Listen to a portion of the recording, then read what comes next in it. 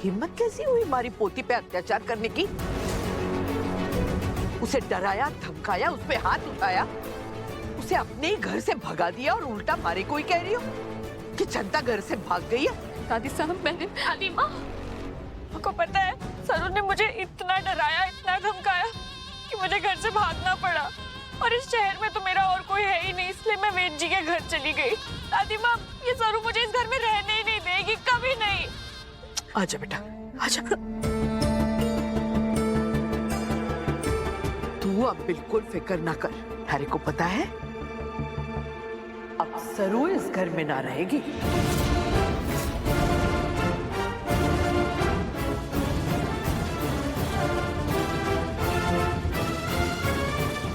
पार्वती, सरू, तूने कहा था ना जैसे ही चंदा घर में वापस आ जाएगी तू सारी प्रॉपर्टी उसके नाम कर देगी।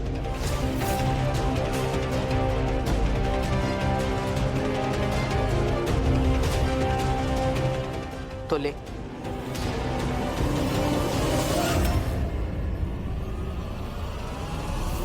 कर साइन।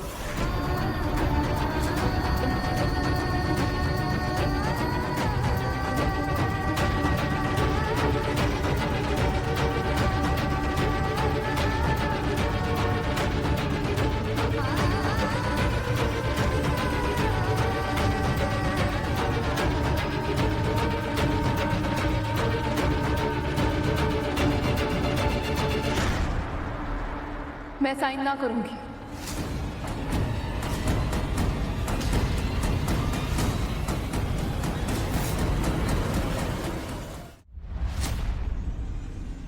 मैंने कहा था कि अगर चंदा 8 बजे से पहले यहाँ आ जाए तभी मैं साइन करूंगी, लेकिन फिलहाल तो 8:15 हो रहे हैं दादी साहब। माफ करना दादी साहब, लेकिन चंदा ने आने में थोड़ी देर कर दी, अब तो साइन ना होगा।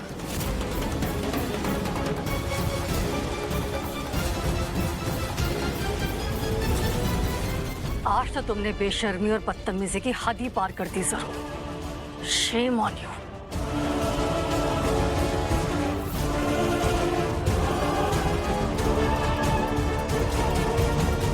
मारे को पता था तू ऐसे ही कोई बहाना बना के झूठ बोल के साइन ना करेगी, तो आज मैं पहले ही सारा इंतजाम कर चुकी हूं।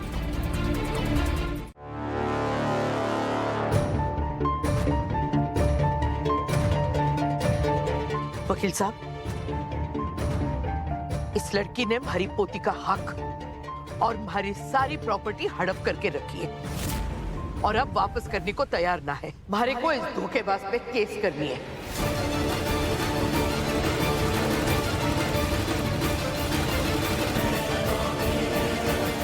मैंने आपके कहने पर कागजी कार्रवाई शुरू कर दी थी।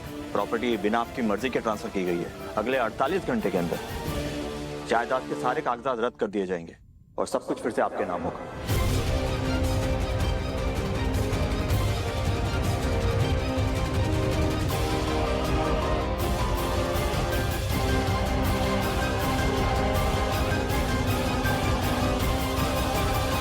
अब थारा ये खेल खत्म।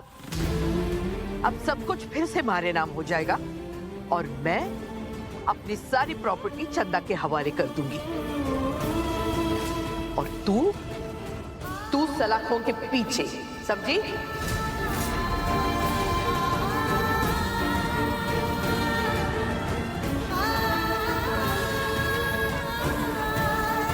वकील साहब, बात करनी है, चलिए। चंद्रू,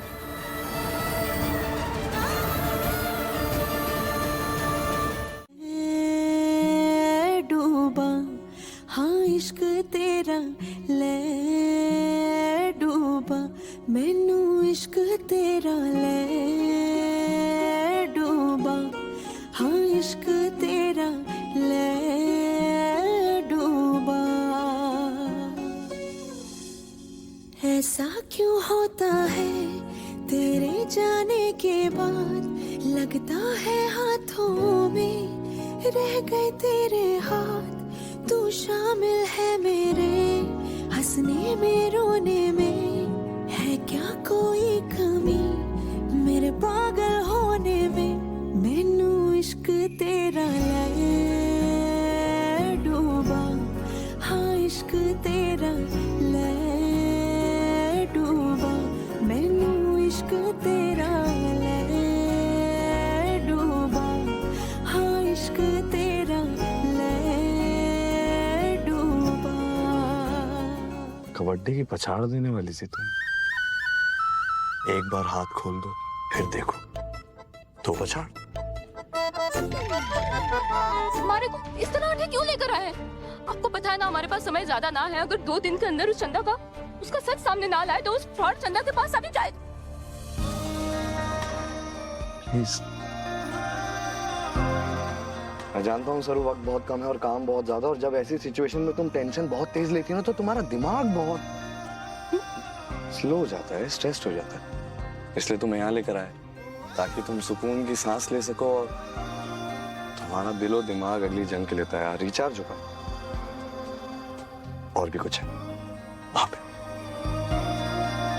ये मत करना।